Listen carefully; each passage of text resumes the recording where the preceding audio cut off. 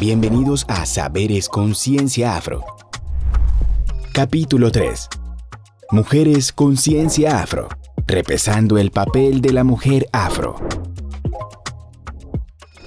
Hola, saludo fraternal para ustedes. Mujeres Conciencia Afro. Repensamos el papel de la mujer afro en Colombia y a nivel global. Saludamos a Brenda Sevillano. Brenda, bienvenida. Muchas gracias.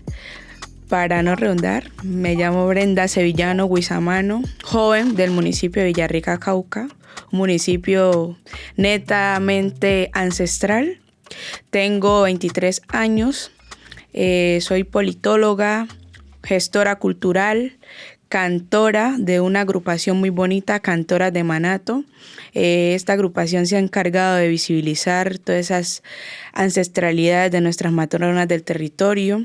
Joven gestora de procesos políticos, sociales y culturales del municipio, que durante mucho tiempo se ha encargado por proyectar jóvenes para que no se queden solamente en lo artístico, sino que también exploten esos potenciales de que la mujer principalmente no es la que solamente está en la casa, sino que también puede estar en la academia aportándole a su familia, a su entorno, pero también al mundo, desde la brillantez del intelecto. Gracias, Brenda, por esa presentación tan específica que haces de tu proceso y también de esas raíces, de esa ancestralidad. Brenda, ¿qué es un saber con ciencia afro desde la perspectiva de mujer, desde género? Bueno, pues me gustaría iniciar desde una lucha que se dio desde unas mujeres afroamericanas, Harriet. No sé si la has escuchado, la líder activista que movilizó en el ferrocarril más de 700 esclavos sin miedo a que la mataran porque pues estaba en tiempos de esclavitud, como Sojourner Truth también, que ella aportó. O sea, desde ella viene esa lucha feminista de afroamericana y pues ellas han sido unos referentes importantes para mirar esa conciencia. Pero también podemos hablar de las chicas que aportaron desde la matemática a la NASA. Ellas fueron las que hicieron esos cálculos para que hoy las naves y todo lo que salió a visibilizar esa realidad del mundo, las mujeres pudiésemos tener esa participación.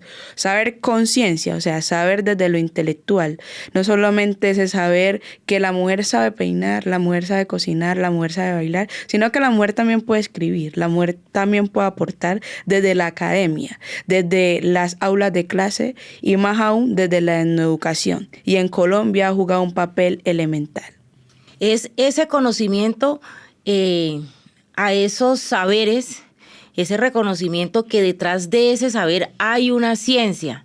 Hay una ciencia que pues en la modernidad muchos o muchas mujeres se han enfocado en estudiarla, pero también hay que reconocer que esa ciencia estaba algo inmersa en estas mujeres que reconocemos como lideresas, como mujeres que pertenecieron en algún momento a un ámbito ancestral, a una comunidad ancestral que nos marcó gran parte de este camino. Entonces, mujeres conciencia también, si juntamos la expresión conciencia, es como con esa mentalidad, con esa conciencia de ser el género que fortalece los procesos. Hablemos un poquito desde tu territorio. ¿Cómo se gestan los procesos? ¿Cómo es en Villarrica, Cauca? Bueno, Villarrica, aunque dicen que es el pueblo de las dos mentiras, ¿sí? Porque ni es villa ni es rica, me atrevo a decir que es villa y es rica, porque hoy Villarrica es municipio gracias a esos procesos de movimientos sociales. Villarrica era dependiente político, económico, no digo social porque tenía sus procesos sociales, de Santander de Quilichao.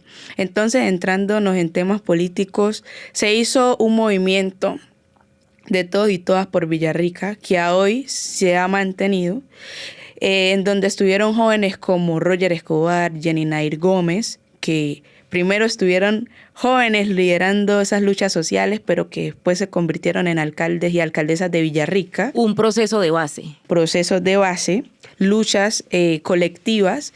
Entonces, lideraron esas luchas. Permitieron que Villarrica se desligara de Santander completamente porque no llegaban los recursos ni las ayudas al municipio. Tanto así que no tenía calles pavimentadas. Bueno, para redondar en la idea, César Negré, quien era gobernador en ese entonces, por decreto nombró a Álvaro Bustamante como alcalde momentáneo mientras se hacían las primeras elecciones por voto popular.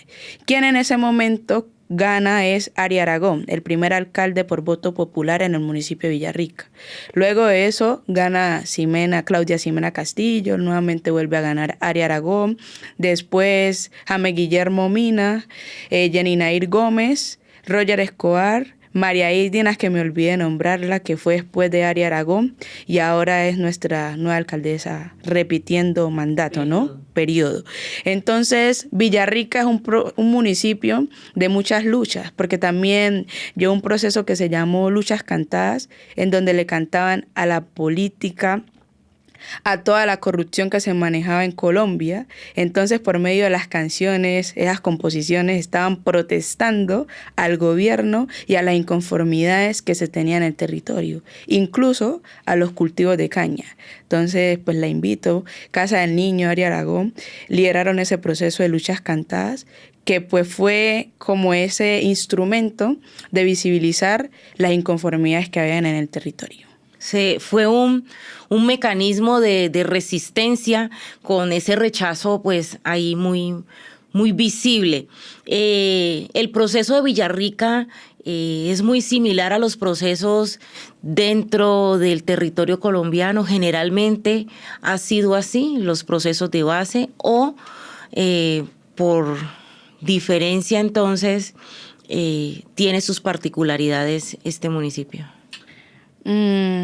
Las dinámicas en Villarrica son un poco complejas porque pues allá las personas aman los momentos de campaña, se apasionan del liderazgo, se apasionan de esa particularidad entre las comunidades, pero pues podemos decir que esos pasionismos pues no han traído nada positivo, porque hoy esos procesos de base algunos han desaparecido. La gente ya no cree en la política, principalmente las nuevas generaciones, ya no creen en los procesos que antes se lideraron para que hoy Villarrica fuera municipio.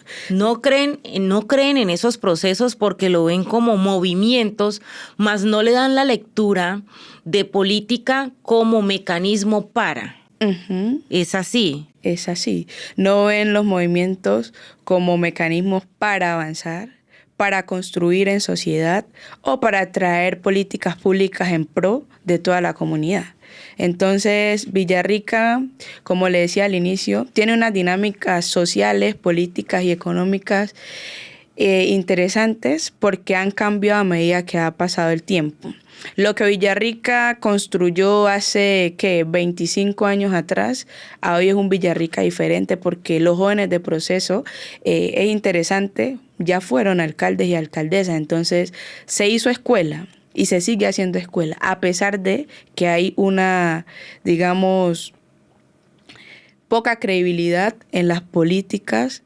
Pero no digo en la política, en el mal manejo de las administraciones que ha tenido el municipio, porque los jóvenes pueden tener una lectura más abierta a el de nuestras abuelas, las personas con mayor edad.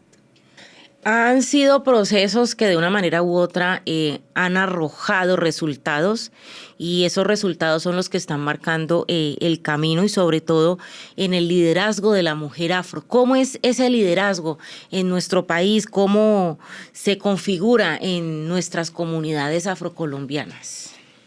La mujer afrocolombiana no la ha tenido fácil porque pues hasta para tener un cupo en la universidad, si usted ha sido unibayuna o el que ha sido unibayuno, no la ha tenido fácil, pero pese a todo eso, se ha preocupado por seguir estudiando, así sea trabajando en una casa de familia, criando a sus hijos para que tengan una realidad diferente. Pero eso no nos ha dejado de seguir motivando para estudiar y aportar desde lo académico, porque ya Colombia Así las líderes y lideresas afro hayan o no aportado de manera positiva, el simple hecho de que estén en un puesto de poder, eso ya es un, ¿cómo se dice? Un indicador positivo para nuestras comunidades. Porque pues a pesar de que no la hemos tenido fácil, nos hemos preocupado por seguir aportando, fortaleciéndonos, y en el caso de Villarrica y el departamento del Cauca, el liderazgo femenino, el liderazgo afrofemenino ha sido un fuerte elemental, porque las mujeres que han sido lideresas a hoy han sido gobernadoras o alcaldesas. Entonces ahí podemos ahondar un poco en ese poder de la mujer afrocolombiana en la transformación de su territorio, pero también en la conservación de los saberes, en la conservación de la tradición. Sí, porque pues empieza desde casa, ¿no? ¿Cómo han sido esos pilares de nuestras abuelas? ¿Cómo esas abuelas han formado del empoderamiento femenino? Lo que, pues en palabras técnicas, lo llamamos feminismo, ¿no? Ese feminismo negro que a hoy se ha reivindicado en poder, en el woman power, como se dice en Norteamérica, ¿no? Cómo esas mujeres a hoy ya no son esa, digamos, la ama de casa, la que tiene que cuidar a los niños, sino que ya es la profesora, ya es la que trae recursos a la casa, ya es la que equilibra gastos con el esposo. Entonces, a hoy la voz de la mujer ya es más fuerte y visibilizada, porque ya no estamos de la puerta hacia adentro, sino que ya tenemos esa voz y decisión de poder estar en espacios de poder y hablar las inconformidades que tiempo atrás, cuando por lo menos nuestra abuela se casaba con Julanito de tal y en la cédula era de Julanito de tal, o sea, tenía esa pertenencia, ese machismo hasta en la cédula porque se casaban menores de edad. Entonces a hoy ya yo puedo tener el apellido que yo quiera, si el de mi mamá o el de mi papá, ya no hay ese machismo tan visibilizado y se sigue luchando contra esos patrones patriarcales que se ha tenido históricamente, ¿no? Entonces la mujer a hoy sigue resistiendo porque la lucha nunca se acaba. Sigue resistiendo desde las luchas de independencia, cuando las mujeres negras aquí en Colombia iban de primera en las filas, pero en la historia no se escribe. Sigue resistiendo cuando es etnoeducadora y sigue resistiendo cuando llena a sus hijos de valores y principios para que se forjen para la vida y no le tengan miedo a salir adelante. No tenerle miedo a eso que de pronto quisieron impregnarnos en nuestra memoria del no poder. Por el contrario, ese no poder convertirlo en hechos transformadores que no solamente permeen la vida de afrocolombianos, sino de toda una sociedad. Nombrabas mujeres que han llegado, gracias al proceso, han logrado espacios de poder que nos representan, que significan, que determinan en una casa, en un hogar. ¿Cuál es la presión que hay detrás de las mujeres afrocolombianas? Entendiendo que hay presión por ser mujeres, por ser de un género femenino, y presión por ser negras.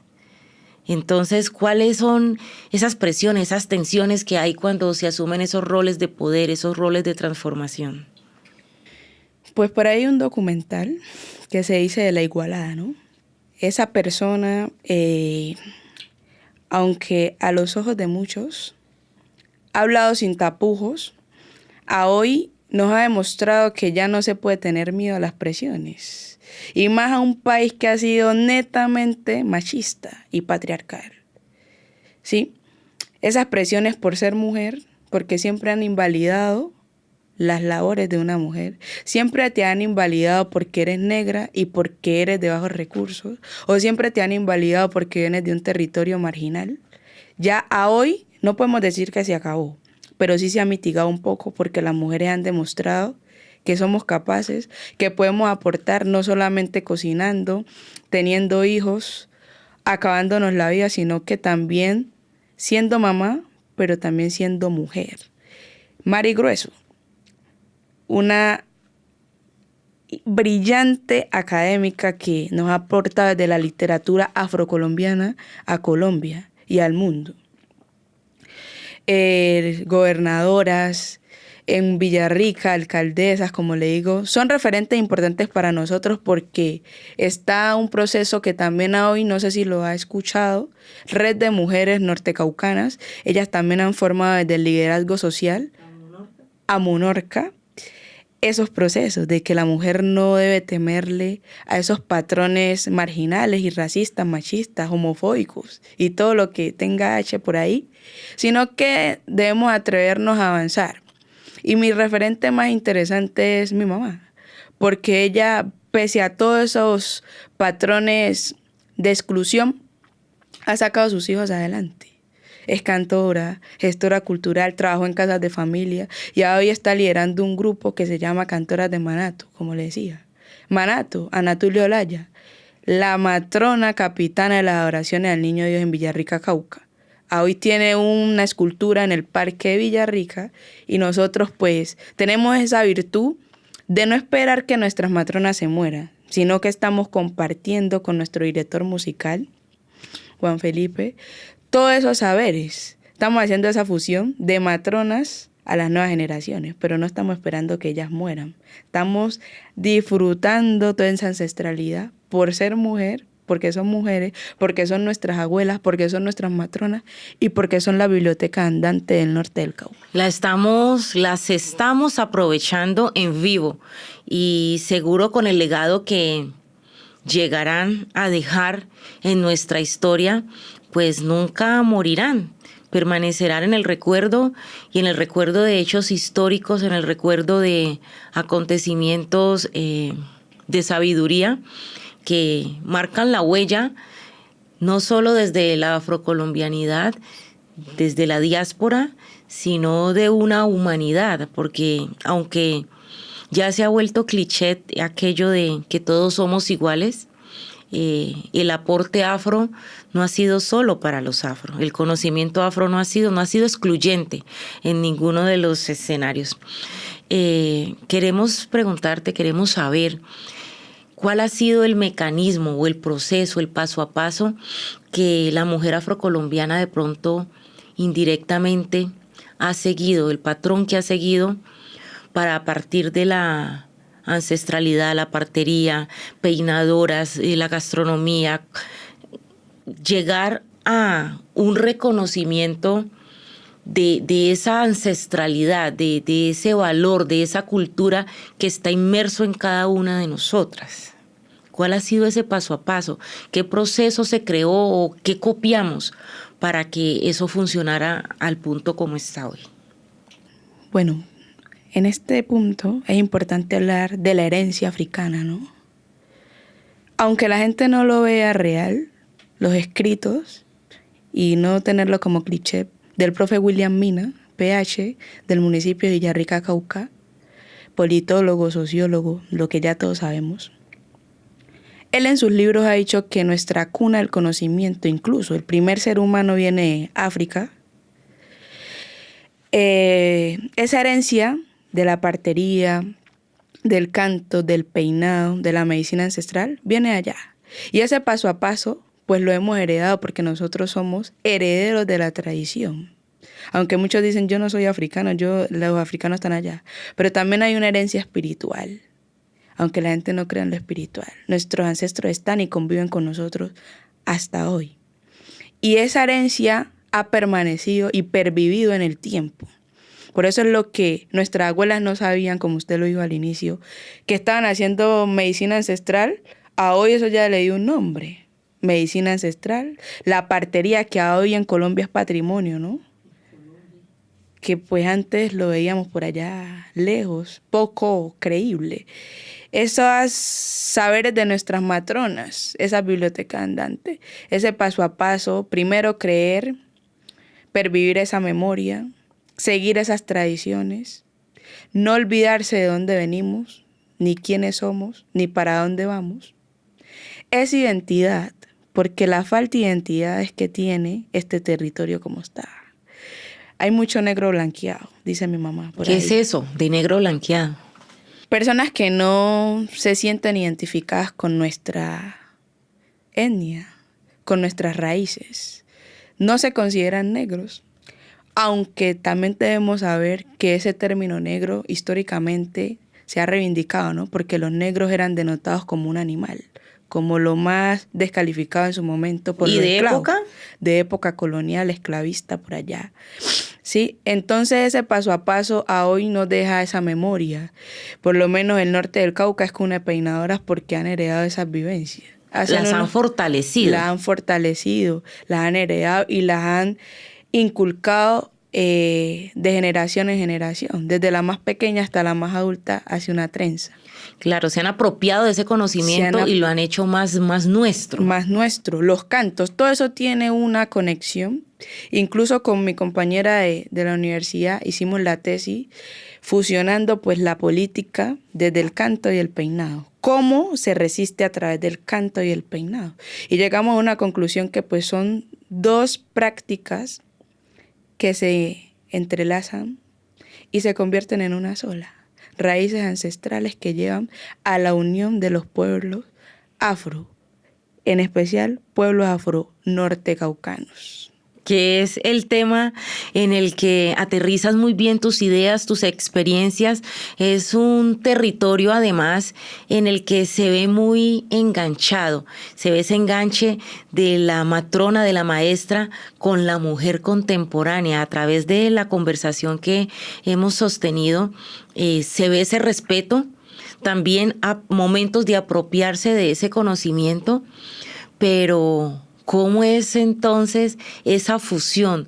¿Cómo no dejar que ese conocimiento se pierda, ese conocimiento ancestral? ¿Y cómo las mujeres contemporáneas, modernas, lo respetan y lo reconocen? ¿También fue un proceso? Claro, porque pues a hoy hay familias que les alegra que su niña baile un reggaetón con un chorcito. Pero usted, su abuela la va bailando con un chorcito en tiempos atrás, le pegaba su juetiza, como dicen. ¿Qué es juetiza? Latiguiza, en palabras coloquiales. Quedamos claros. Sí, rejo. Rejo. Pero pues esas prácticas en las connotaciones de nuestras matronas fundamentaron una sociedad recta y con respeto a esas generaciones, a todas esas prácticas, ¿sí?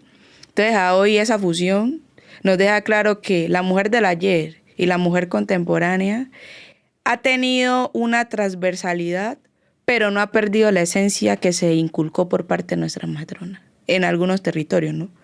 Porque pues la ciudad, el contexto, a veces hace olvidar que no puede pasar de dónde venimos ni para dónde vamos. ¿Qué estrategias consideras que hayan sido efectivas para visibilizar procesos, efectivas para visibilizar personas, para visibilizar conocimientos? ¿Qué estrategia crees que ha servido o de cuál nos hemos apropiado o de cuál debemos apropiarnos? Nos hemos apropiado de la oralidad, ¿cierto? Pero ahora toca guardar todas esas memorias.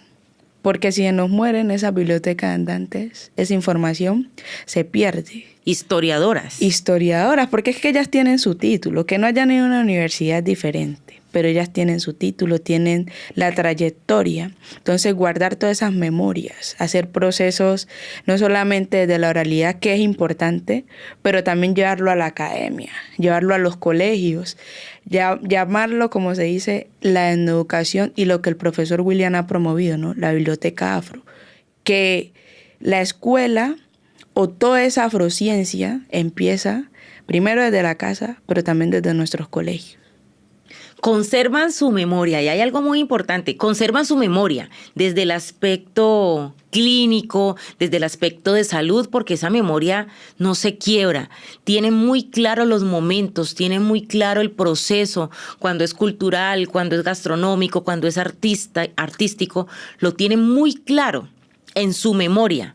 Pero también tienen muy clara esa memoria que se debe conservar, porque pueden tener todo el conocimiento, pero si desde el ámbito de la salud no tienen ya la memoria con la capacidad de recordar y ser puntuales, pues no sería muy favorable para nuestros procesos, para la evolución que queremos. Entonces, ahí hay un componente que es de salud, también de motivación, de querer enseñar. No son egoístas al querer compartir todo el conocimiento que tienen, toda esa ancestralidad, no se guardan nada. Son mujeres muy abiertas a enseñar, son muy buenas pedagogas además.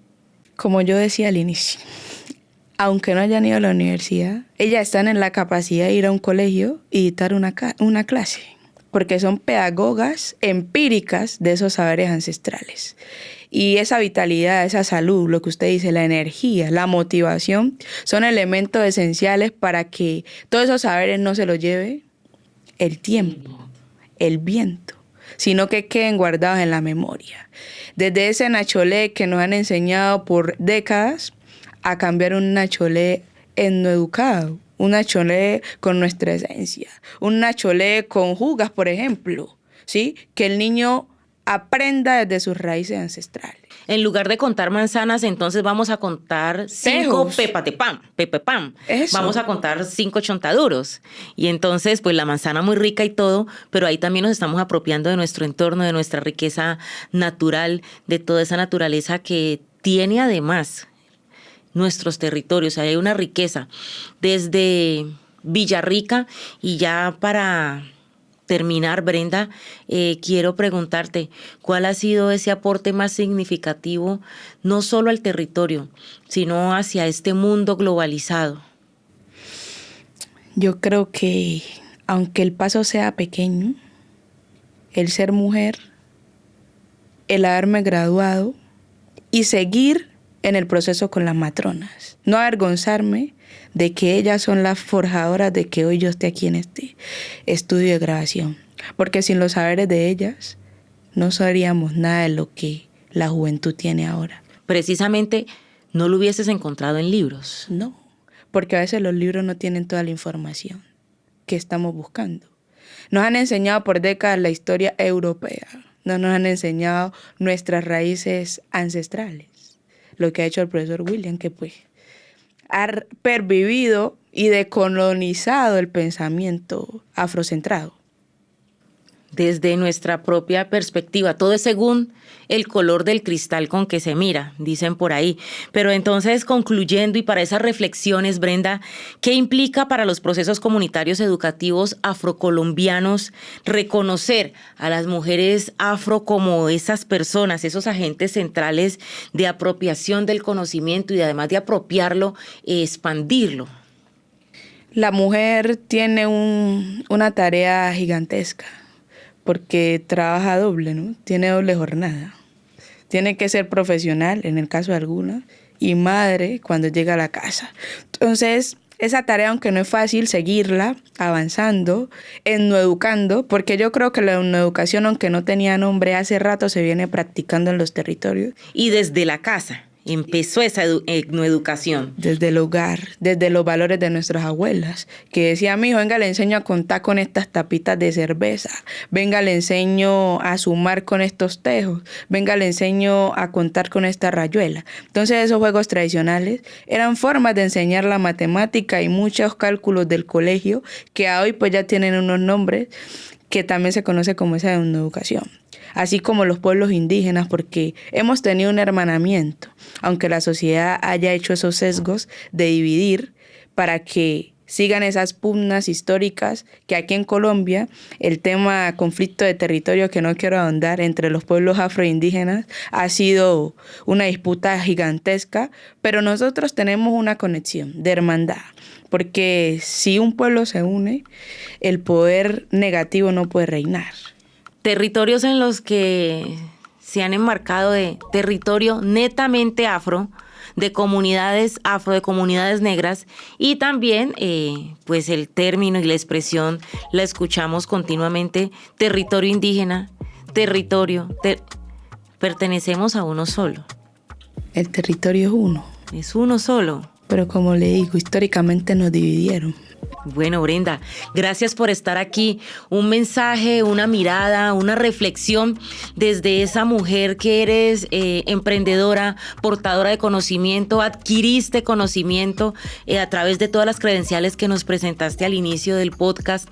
Esas credenciales que muestran cómo una mujer de un territorio que ha sido estigmatizado ha surgido y ha sido la persona motivadora para muchos muchos en su espacio social, en su espacio natural, una mujer que además de inspirar, de motivar, también quiere generar conciencia, una mujer que aporta a esa construcción de país, pero sobre todas las cosas a esa construcción de mentalidad, de dónde somos y para dónde debemos ir.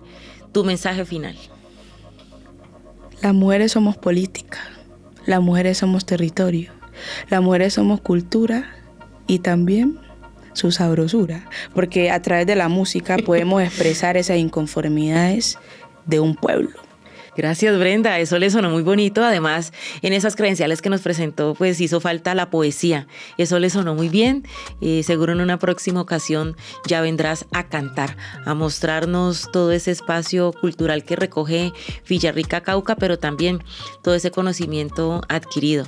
Gracias por estar aquí. Gracias a ti.